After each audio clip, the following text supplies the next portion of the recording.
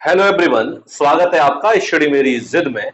आज है रीजनिंग और रीजनिंग में आज आपका टॉपिक जैसा कि चल रहा है वेन आरेख। वेन आरेख में मैंने आपको फर्स्ट टाइप आपको करा दिया है, आज हम कराएंगे आपको सेकंड टाइप। तो चलिए शुरुआत करते हैं, ठीक है। तो टॉपिक है आपका वेन आरेख या वेन डायग्राम, ठीक है। टाइप सेकंड, टाइप फर्स्ट मैंने आपको बता दिया था। चलिए, टाइप सेकंड में क्या होता है, आपको डायग्राम दिया गया होता है और उन डायग्राम में जैसे आपका दिया गया है कि जो वृत्त के अंदर जितने भी हैं वो आपके संगीतज्ञ हैं, त्रिभुज के अंदर जितने भी हैं आपको शिक्षित हैं, और जितने भी आपके वर्ग के अंदर आ रहे हैं वो है लेखक। और प्रश्न किया जाता है, प्रश्न जैसे आपसे पूछ रहा है कितने शिक्षित ना तो लेखक हैं और ना ही संगीतज्ञ हैं। तो इस तरीके से एग्जाम में प्रश्न पूछा जाता है। तो कैसे करेंगे, अब देखिए सबसे पहले, अब शिक्षक जो है कौन कौन से हैं, 8। त्रिभुज के अंदर कौन कौन से आ रहे हैं, 8, 1, 2, 3, ये सभी हमारे क्या हैं, शिक्षक हैं। और जो संगीतज्ञ है यानी गोले के अंदर 21, 8, 20, 2, ये हमारे संगीतज्ञ हैं। और आपके जो वर्ग के अंदर आ रहे हैं वो लेखक हैं, कौन कौन आ रहे हैं, 20, 2, 3, 25। सवाल कह रहा है आपका कितने शिक्षक ना तो लेखक हैं और ना ही संगीतज्ञ हैं, यानी कितने जो शिक्षक हैं, शिक्षक ऐसे कितने शिक्षक हैं जो ना संगीतज्ञ हैं और ना ही लेखक हैं। यानी शिक्षक ऐसे कितने हैं जो ना तो आपके वर्ग के अंदर आएंगे और ना ही आपके इसमें वृत्त के अंदर आएंगे, त्रिभुज के अंदर आने चाहिए। कौन कौन से हैं, तो देखो त्रिभुज के अंदर जो शिक्षक हैं कौन कौन से, 8। अब 8 जो है वो आपका किसमें आ रहा है, वो आपका वृत्त में आ रहा है, नहीं संगीतज्ञ, लेकिन वो सवाल कह रहा है संगीतज्ञ नहीं होना चाहिए। 20, 2, अब 20 जो है वो भी आ रहा है, 2 भी इसी में आ रहा है। 3, अब 3 जो है वो आपका किसमें आ रहा है, ये आ रहा है आपका लेखक में, लेकिन वो मना कर रहा है ना संगीतज्ञ हो ना ही लेखक हो, केवल शिक्षक हो। अब 25 क्यों नहीं आएगा, क्योंकि भाई 25 तो वर्ग में आ रहा है। 1, अब आपका जो 1 है बचा हुआ केवल 1, ये आपका ना तो आपका संगीतज्ञ है। देखो 1 जो है ये कहीं गोले के अंदर आ रहा है, नहीं आ रहा है। अब जो 1 है कहीं लेखक, कहीं वर्ग के अंदर आ रहा है, नहीं आ रहा है। तो 1 जो है वो आपका ना संगीतज्ञ है और ना ही लेखक है, तो आंसर क्या होगा आपका 1। इस तरीके से इन प्रश्नों को हम हल करते हैं, ठीक है। आसानी से आप इसे हल कर सकते हो। तो चलिए प्रश्न आपका दूसरा है। अब इसमें भी क्या है कि वृत्त के अंदर आपके क्या है, खिलाड़ी हैं, त्रिभुज के अंदर आपके जितने भी हैं वो क्या है, डॉक्टर हैं, और आयत के अंदर आपके कलाकार हैं। अब सवाल पूछा गया है कौन सा अक्षर खिलाड़ी के साथ कलाकारों को निरूपित करता है, यानी कौन सा अक्षर है जो खिलाड़ी है कलाकार है, खिलाड़ी है और कलाकार है लेकिन डॉक्टर नहीं है।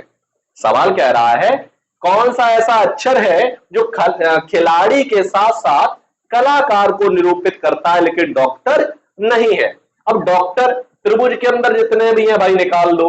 अब डॉक्टर कौन कौन, डी नहीं हो सकता, सी भी नहीं हो सकता, ई नहीं हो सकता और बी नहीं हो सकता। अब बचे कौन कौन से, बचे एफ बचा, जी बचा और एच बचा।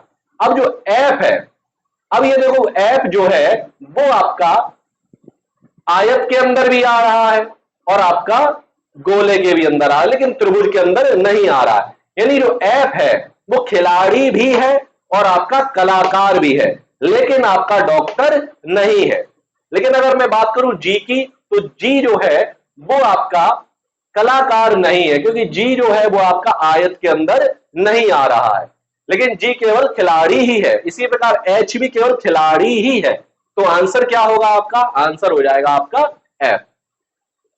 आंसर क्या हो जाएगा आपका, एफ आंसर हो जाएगा। यानी एफ जो है आपका लेटर वो खिलाड़ी के साथ साथ कलाकार भी है लेकिन डॉक्टर नहीं है, ठीक है। तो चलिए अगला प्रश्न करेंगे।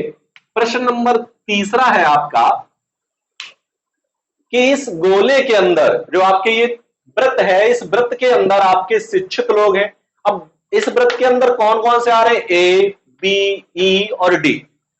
और इस वृत्त के अंदर रोजगार करने वाले लोग हैं, जो रोजगार करते हैं, बी, ई, एफ, डी, सी, ये सभी आ रहे हैं। और इस त्रिभुज के अंदर जितने भी हैं वो क्या है, जिनका रोजगार पक्का है। ई और एफ, इनका रोजगार कैसा है, पक्का है। सवाल कह रहा है आपसे कि आकृति का कौन सा भाग उन लोगों को दर्शाता है जो शिक्षित तथा रोजगार करने वाले हैं, यानी जो शिक्षित भी हैं और रोजगार करने वाले भी हैं, लेकिन उनका रोजगार क्या नहीं है, पक्का नहीं है।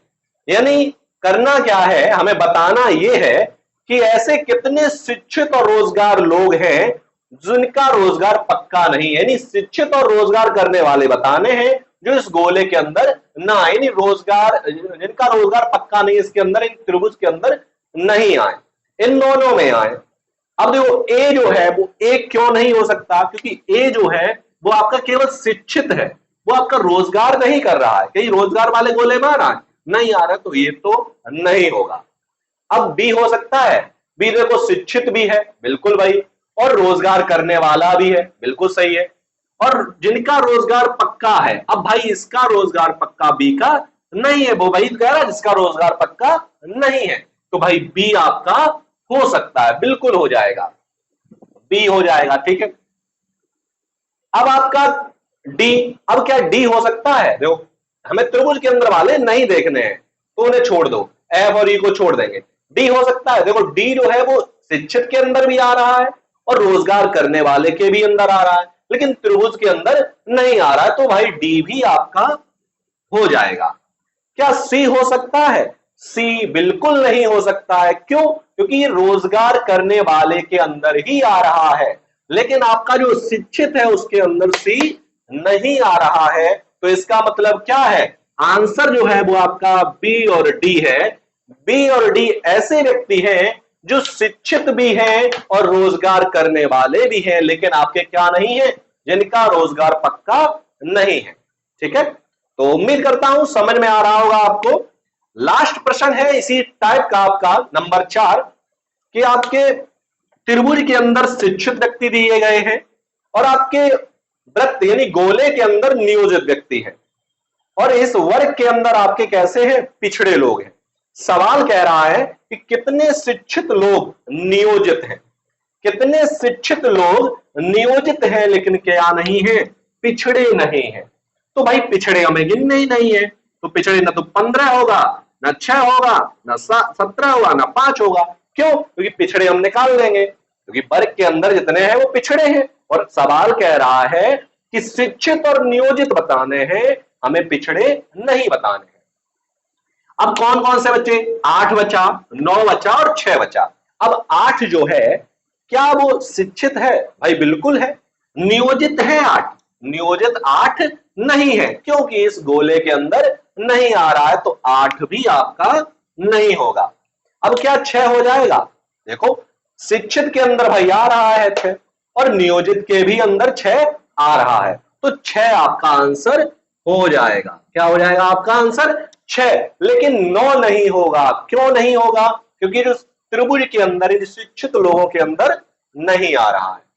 तो ये था आपका सेकंड टाइप बेन आरेख का, जो मैंने आपको इस वीडियो के माध्यम से बताया है, और उम्मीद करता हूं कि आपको अच्छे समझ में आया होगा।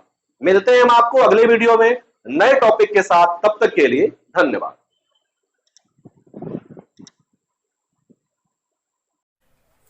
नमस्कार, मैं विकास। यदि आप भी यूपी टेट, सुपर टेट, लेखपाल, पुलिस कांस्टेबल किसी भी परीक्षा की तैयारी कर रहे हैं तो अभी सब्सक्राइब करिए हमारे चैनल स्टडी मेरी जिद को और पाइए बिल्कुल फ्री क्लासेस।